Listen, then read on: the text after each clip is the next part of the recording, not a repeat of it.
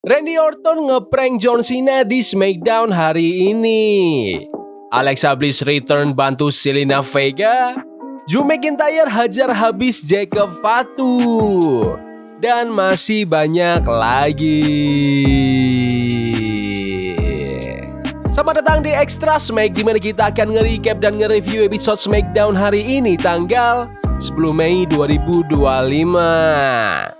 Kita mulai SmackDown hari ini dari backstage, di mana Damian Priest lagi fokus banget ke Drew McIntyre. Udah kayak orang kelaparan gelar lagi. Tapi belum sempat ngelakuin apa-apa, Elena datang buat ngingetin kalau mereka itu partner tag team hari ini belum jadi lawan. Dan langsung aja ke pertandingannya, Damian Priest dan LA Knight lawan Solo Sikoa dan Jacob Fatu. Dari awal udah kelihatan banget kalau Damian dan LA Knight tuh nggak klop. Debat dulu soal siapa yang mulai, terus malah pada maksa nge-tag sendiri-sendiri gara-gara ego. Sampai akhirnya Solo dan Jacob dapat kesempatan buat ngacak-ngacak. Damian dihajar habis-habisan dan Jacob tampil buas banget sampai penonton teriak-teriak nyebut namanya. Tapi pas LA Knight akhirnya bangkit dan ngeluarin jurus BFT buat menangin pertandingan, ternyata belum kelar juga. Habis pertandingan, Damian sama LA Knight langsung adu jotos dan Jacob gak pakai lama, langsung hajar dua-duanya pakai hip attack. Tapi tiba-tiba Claymore out of nowhere. Drew McIntyre datang, nyikat Jacob dan berdiri gagah sambil megang gelar US di atas kekacauan. Buat opening SmackDown, ini opening yang lumayan. Pertandingannya seru tapi endingnya mendadak. Tapi jujur, aku rasa Jacob Fatu nggak bakal lama jadi heel. Fans udah lihat dia sebagai bintang, waktunya dia jadi babyface. Pertandingan ini juga ngasih momentum besar ke Drew McIntyre menuju WWE Backlash. Di sisi lain, R-Truth santai sambil bawa papan Let's Go Cena. Sampai tiba-tiba Jimmy Uso nyelonong masuk dan mulai ngehina Cena. Tapi R-Truth santuy aja, namanya juga fans sejati, cinta dia ke Cena nggak mati. Backstage, Drew McIntyre kasih pernyataan tegas. Dia lagi ngejar legacy, targetnya Grand Slam. Dan dia ngerasa Elena tuh nggak pantas duduk di meja yang sama.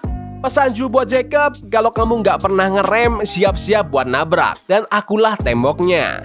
Habis itu kita dapat pemakaman buat gelar yang terlepas dari Chelsea Green. Tapi pas euloginya mulai nyindir, Zelina Vega muncul dan bawa teman yaitu Alexa Bliss yang akhirnya return.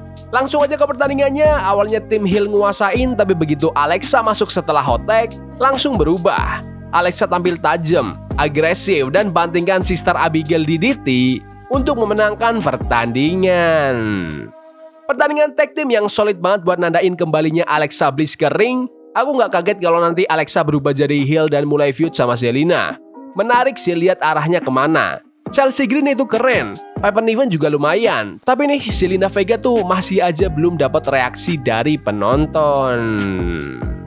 Aleister Black muncul kasih promo yang misterius dan dalam banget. Dia bilang dia balik bukan buat ngelawan baik atau jahat, tapi buat ngelawan sistem. Fisik, mental, sampai filosofis. Targetnya Carmelo Hayes. Dan ini bukan cuma pertandingan biasa, ini semacam penghakiman. Sementara itu, Rey Fenix disergap sama Los Garza setelah dia nolak tawaran damai dari Santos Escobar. Andrade langsung datang ngecek kondisi Fenix. Ofisial pada panik tapi jelas banget. Perang besar antar Latino ini baru mulai panas. The Queen, Charlotte Flair, balik lagi setelah 3 minggu. Dia bilang pertandingan WrestleMania-nya lawan Tiffany Stratton itu pertandingan terbaik wanita sepanjang sejarah WrestleMania. Dia ngingetin semua orang kalau dia sempat absen 2 tahun, tapi tetap bikin Tiffany gelagapan sambil nunjukin foto gigi TV yang berdarah. Tapi penonton malah makin ngebu, sampai akhirnya dia ancam kalau mau pensiun dan ninggalin WWE.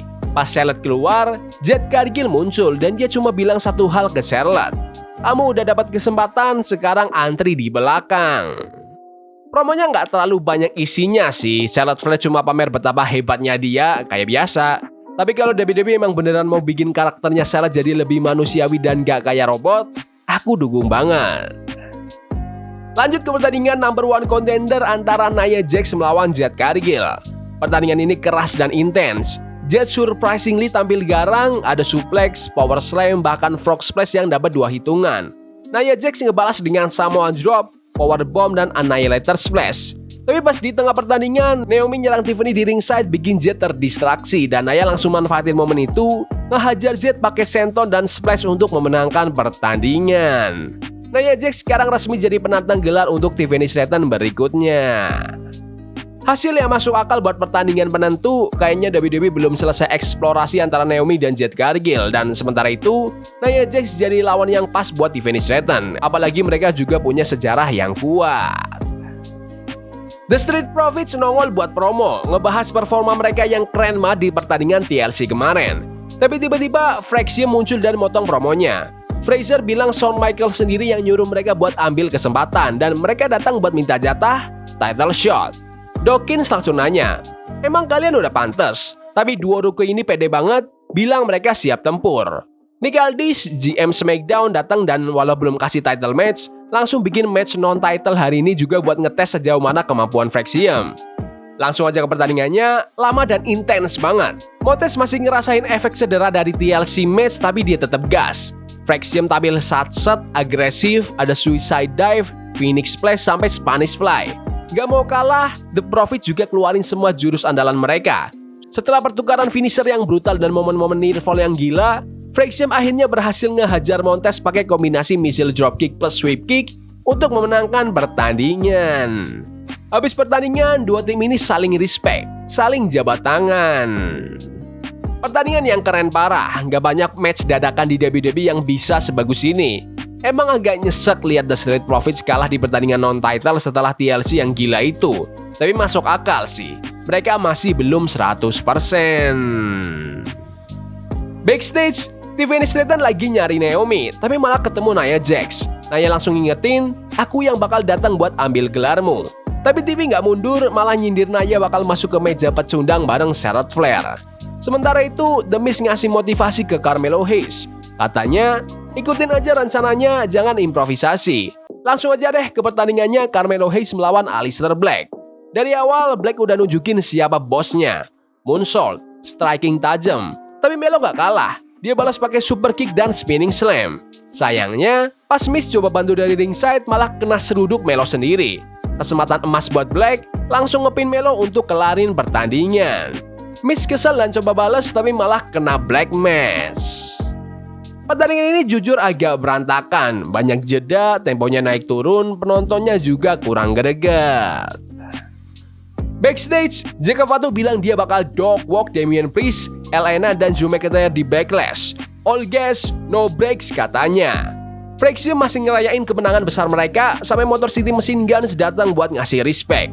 Tapi di IY beda cerita, Ciampa dan Gargano langsung nyergap Fraxium dari belakang. Mereka nyebut Fraxium penumpang oportunis yang cuma manfaatin The Profits yang lagi cedera. Lanjut ke pertandingan tag team antara Andrade dan Rey Fenix melawan Los Garza. Pertandingan dibuka sama stereo moonsault dari Angel dan Berto. Mereka ngincar kaki Andrade dan kontrol match cukup lama. Tapi momentum berubah pas Andrade serang pakai Poison Rana dan Phoenix masuk buat bersihin ring dengan aksi akrobatiknya. Santos Escobar coba ganggu tapi malah blunder. Andrade sukses ngeluarin The Message untuk memenangkan pertandingan. Habis pertandingan, Santos ngamuk-ngamuk ke Berto. Sampai akhirnya Berto muak. Langsung tepis tangannya Santos dan cabut gitu aja. Pertandingan yang cukup oke, walaupun dari awal juga nggak ada yang percaya Los Garza bakal menang. Lagi pula, Legado juga jarang banget menang di main roster, jadi kalau bubar pun ya nggak terlalu kerasa impact-nya. Waktunya main event, John Cena datang bawa gelar Undisputed WWE dan langsung minta Mark Ness ngenalin dia sebagai The Last World Champion. Fans sampai ada yang lempar botol bir dan Cena balik lempar.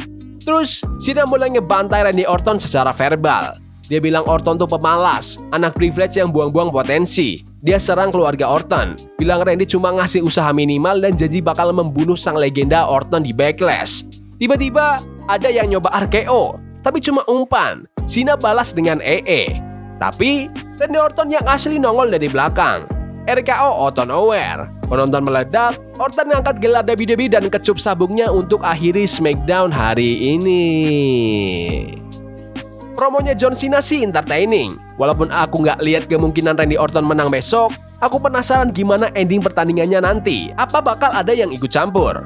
Cena lawan Orton tuh udah ngebangun sejarah selama 25 tahun loh. Jadi promonya pun kerasa punya bobot. Prank ada Orton palsu itu juga lucu banget. SmackDown hari ini tuh lumayan oke sih. Buatku pertandingan yang paling stand out tuh jelas Street Profits lawan Fraxium. Bener-bener pertandingan terbaik hari ini. Pertandingan tag team di opening acara juga keren, apalagi angle setelahnya makin ngangkat hype buat perebutan US title di Backlash. Seneng banget lihat Alexa Bliss kering, finally, divisi wanita juga dapat sorotan yang layak malam ini. Banyak nama yang muncul dan ceritanya makin maju. Sementara itu, promo heel-nya John Cena masih gitu-gitu aja sih, nggak ada yang baru. Tapi Randy Orton lagi-lagi dapat momentum, dapat upper hand di acara terakhir sebelum Backlash. Tapi menurut kalian gimana SmackDown hari ini? Bagus? Gak bagus? Komen di kolom komentar. Yaudah gitu aja video hari ini. Jangan lupa like dan subscribe ke channel ini, karena aku pengen 15.000 subscriber di bulan ini. Tolong bantu. Yes boy. See you. Love is a game we play incognito. Forbidden fire on Nico. Bunny for love we can hold. I wish we were